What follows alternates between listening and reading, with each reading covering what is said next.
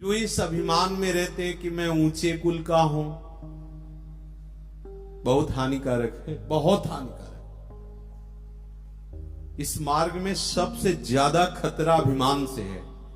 यदि अन्य दोष हैं तो उसमें अपने अंदर ग्लानि रहती। जैसे हमारे अंदर काम है तो हम जलेंगे कि क्या कैसा, श्रीधाम वृंदावन में रहने पर भी मैं कामी हूं, बड़ा नीच हूं।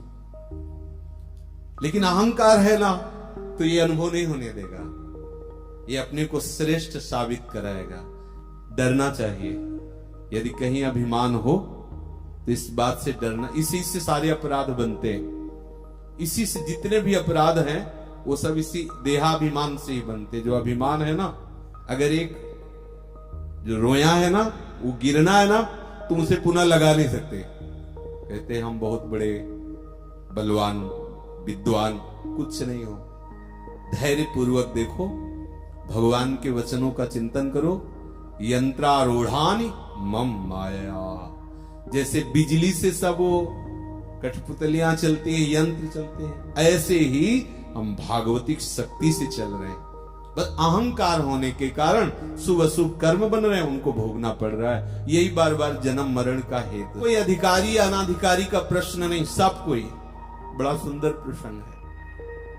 सभी वर्णों के, सभी जाति के, सभी प्रकार के स्त्री पुरुष कोई भी प्रभु के चरणों का सहारा लेकर निरंतर नाम जप करते हुए ऊंची से ऊंचे पद में पहुंच सकते हैं। ऊंचे से ऊंचे। देश काल स्थान विधि पात्रा पात्रता का कोई भेद नहीं है। कभी भी कहीं भी कोई भी हो, वो प्रभु का आश्रय लेकर प्रभु का नाम जप करके प्रभु को प्राप्त कर सकता है। सभी देशों में, सभी समय में, सभी स्थानों में शुद्ध अशुद्ध कैसी अवस्था हो, चाहे जितना सदाचारी हो या दुराचारी हो, सबको भगवत प्राप्ति करने में सामर्थ्यशाली है नाम। भगवद आश्रय लेकर जो नाम जप करते हैं, नाम सभी का कल्याण ही करेगा। सभी अवस्थाओं में सभी का कल्याण करेगा, परम कल्याणकारी। किसी भी भक्ति की निंदा अपनी वाणी से उच्चारण न करें।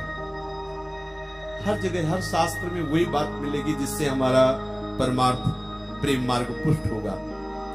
कोई अभक्त भी यदि नाम ले रहा है तो उसकी उपेक्षा मत करो, उसका अपमान मत करो।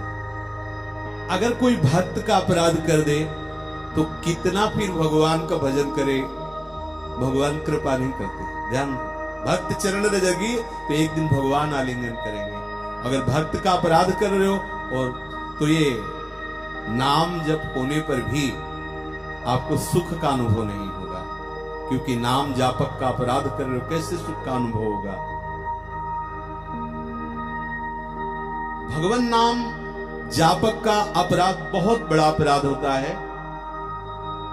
बाल्यावस्था, सुशील स्वभाव, आचार्य के प्रति समर्पण, तो बहुत बड़ा प्रभाव पड़ा। जितने महाभागवतों का यश सुनते हो बाल्यावस्था से लगे रहे। ध्रुव जी, प्रहलाद जी, बड़े बड़े महापुरुष। ये मंद बुद्धि है। और जब संस्कार भोगों के पुष्ट हो जाते हैं तो भजन एक नाटक होता है, भजन नहीं होता।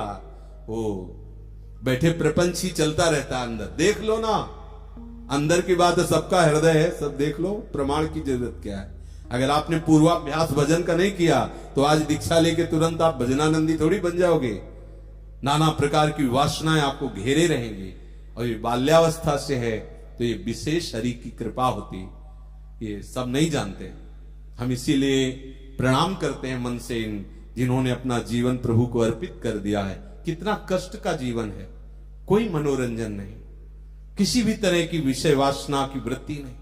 अंदर सब उठती, वो सब जलकर सहता रहता है, रोते रहते हैं, प्रभु कृपा करो कृपा करो। तो जिस मार्ग से हम जानते हैं, इसलिए प्रणाम कोटि कोटि बार वंदनीय है जिन्होंने बाल्यावस्था से विषयों का त्याग करके भगवत मार्ग का आश्रय लिया। निर्मल बुद्धि होती है, नया हृदय होता है, पवित्र हृदय होता है, तत्काल बात को पकड़ लिया जाता है और संयम से चलने के लिए उत्साह आ जाता है। कोरी मटकी में दही बहुत बढ़िया जमता है।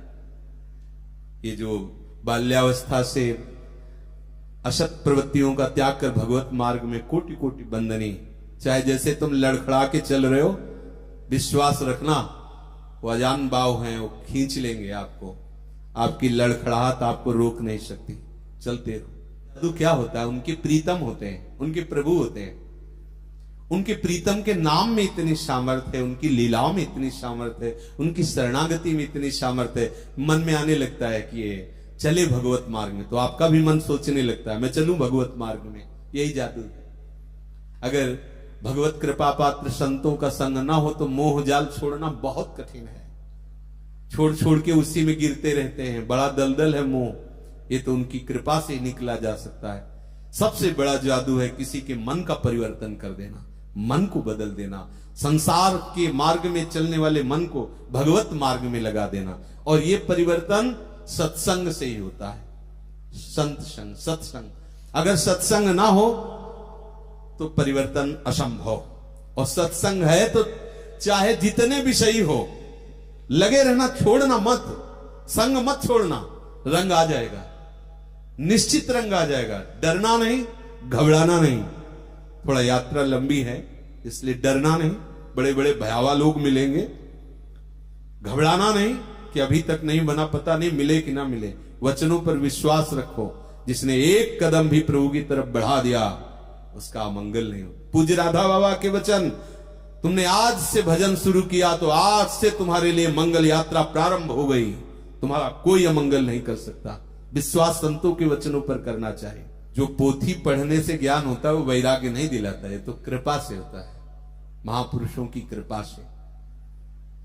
पुस्तकी कीड़ा तो बहुत देखे गए, वैराग्यवान थोड़ी देखे गए कि वो वैराग्य आ गया।